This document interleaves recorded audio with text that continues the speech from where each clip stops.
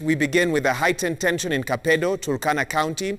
This following the heavy security deployment to flush out armed bandits in the region. Locals have begun to flee from several villages in fear as the General Service Unit officers comb the region in pursuit of attackers responsible for the death of a senior GSU officer on Sunday. And as Mashirima Kapombe reports, Interior CS Dr. Fred Matiang'i says local politicians suspected to be fanning the violence will not be spared. It's a mixture of emotions for residents of 5 villages in Kapedo, Turkana County. For some, the security operation launched in the area is a relief, a sense of security. For others, the operation could spell doom as the no-nonsense GSU officers combed the villages to track down militia behind the killings and property destruction in the region. The week-long clashes has left behind a trail of destruction, including loss of lives and scores of people injured. Peter, a resident of Kapedo, is among people whose houses were torched in the past week. Conflict between two communities has left over 200 homeless. Turkana Kapedo, hatujui tuko wapi. Sisi ni Wanakenya kweli.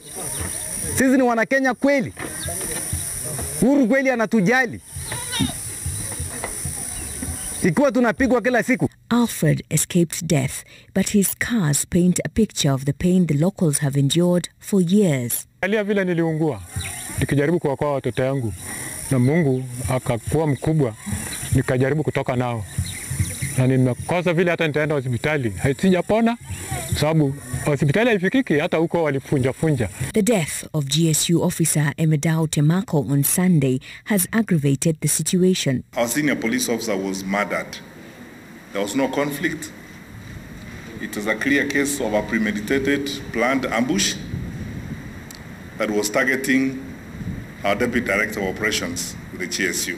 Matiang'i pledging to deal with the insecurity once and for all.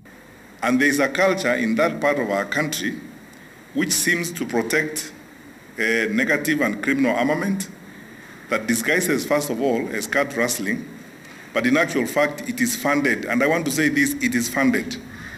We are in hot pursuit of certain people, including leaders.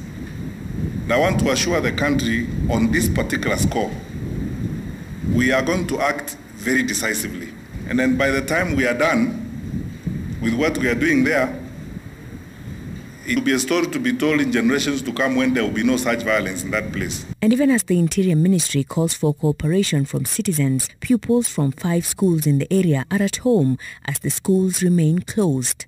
To ask questions. Meanwhile, a security meeting between the Ministry of Interior and northeastern leaders from Garissa, Wajir and Isiolo resolved to upscale security along the borders and set up community peace committees to ensure lasting peace among the citizens.